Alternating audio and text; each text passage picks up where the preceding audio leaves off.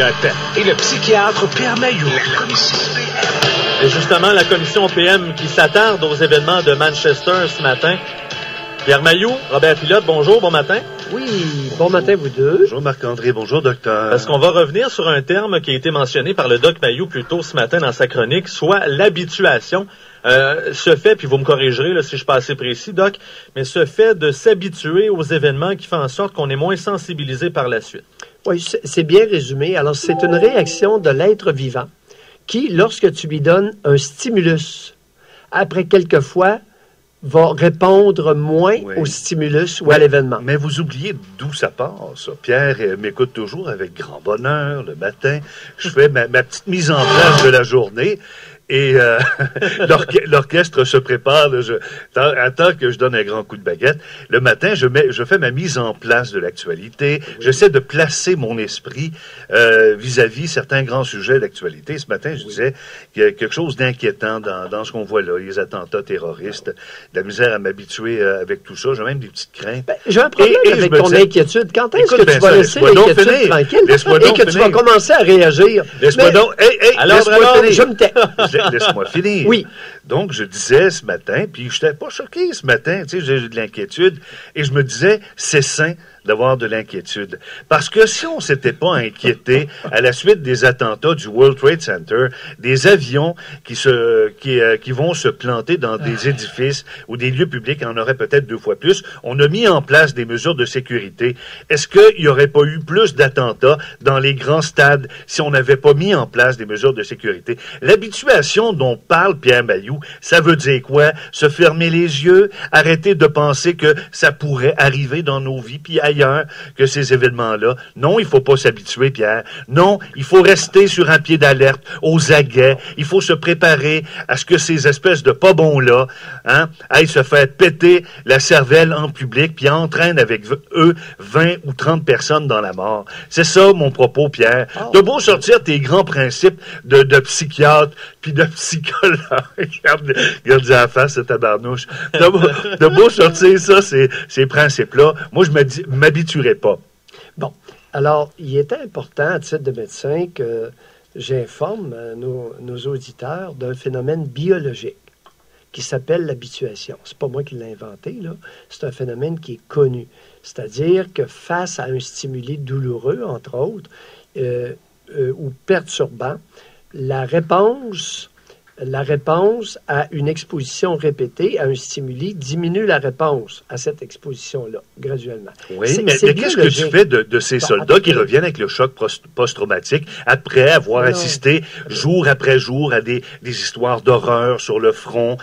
Puis ça, c'est documenté. Je sais que je vais trop vite. Tu vas les choux et les carottes. Non, on a 10 minutes. Là, on peut-tu aboutir? Oui, bon, alors... Je vous faisais part d'une réaction biologique, qui est le phénomène d'habituation, qui touche tous les organismes vivants, de l'amibe, qui est une petite... Oui, c'est la première affaire qu'on apprend en chimie, là, avec le... Non, en biologie. Il nous montrait, moi c'était en chimie, il nous montrait que les petits télescopes, les microscopes qu'on avait, là, la première affaire qu'on regardait, c'était une amibe. C'est un petit organisme unicellulaire.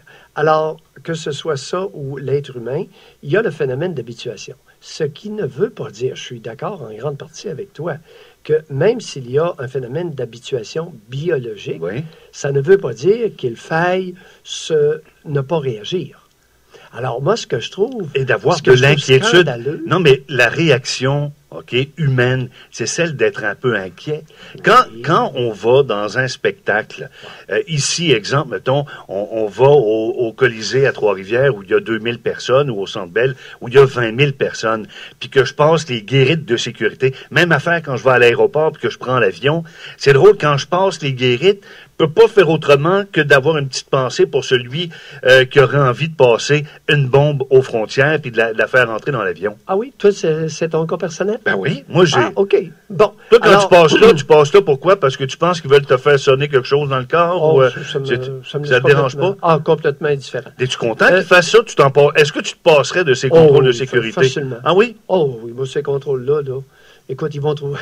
C'est mal connaître les terroristes. Alors, ce que je déplore, moi, c'est dans ton attitude, Robert, et qui est très prévalente autour du globe actuellement, c'est l'inquiétude, oui, mais l'absence de réaction efficace. Non, je viens de te dire qu'on a mis en place des mesures de sécurité dans les aéroports, hein, dans les entrées de grands édifices, qu'on fait de l'écoute actuellement active, qu'on observe les médias sociaux pour voir de quelle façon se développent les cellules terroristes à travers la planète. Penses-tu que ceux qui sont inquiets sont restés assis sur le derrière? Robert, c'est dans l'inefficacité totale, à preuve, la tuerie de Manchester.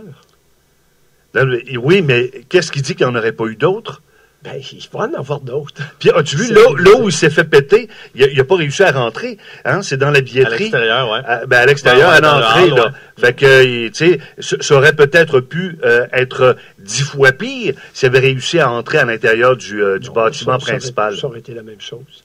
Ça aurait été la même chose. Alors, moi, ce qui m'interpelle, ce qui me surprend, puis en même temps, ça ne me surprend pas, c'est l'inefficacité des moyens. Tu peuvent être facilement absolument n'importe quoi. Pourquoi tu te bases pour dire que c'est inefficace? Ça continue, ça va continuer. Alors, continuez à vous inquiéter. Oui, mais ce sera... Et à ne pas prendre de mesures vraiment efficaces. Mais les attentats terroristes seront de quelle ampleur? Là, de tout genre. Oui, de tout genre. Mais tu sais, Pierre, ça se peut qu'à un moment donné, quelqu'un ait envie de larguer une bombe au-dessus d'une grande ville.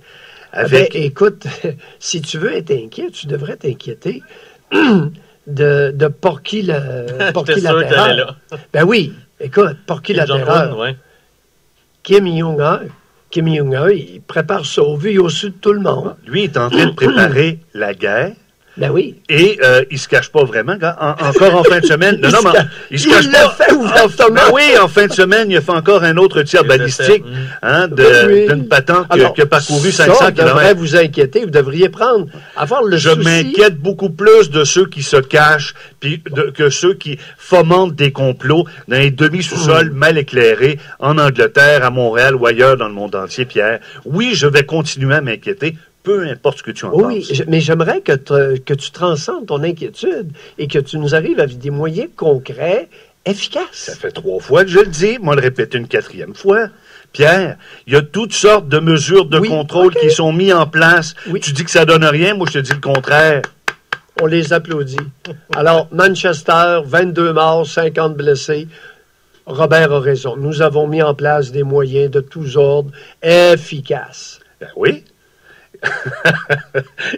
Mesdames, messieurs, pour les gens qui sont malentendants, Pierre vient de me quasiment faire un doigt d'honneur en se pointant le fond de l'œil. Je lui ai vu la cataracte, d'ailleurs, vous devriez consulter là-dessus. Parce que vous êtes aveuglé par probablement trop de science accumulée dans votre vie, docteur. Vous devriez laisser aller un peu de lousse, comme je te dis. Des notes, messieurs. 3,8. On peut pas aller en bas de 4, vous oubliez ça? Ah, c'est vrai, 4,2. Moi, non seulement, je fais même pas passer son examen, je le fais doubler. Je le fais doubler tout de suite. Demain, il aura la chance de se reprendre. Ah oui, doubler, puis va rencontrer le directeur tout de suite. Là. Ah oui. Merci, messieurs. On va appeler tes parents, Pierre Mailloux. Robert Pilote et Pierre Mailloux pour la commission PM 9h05.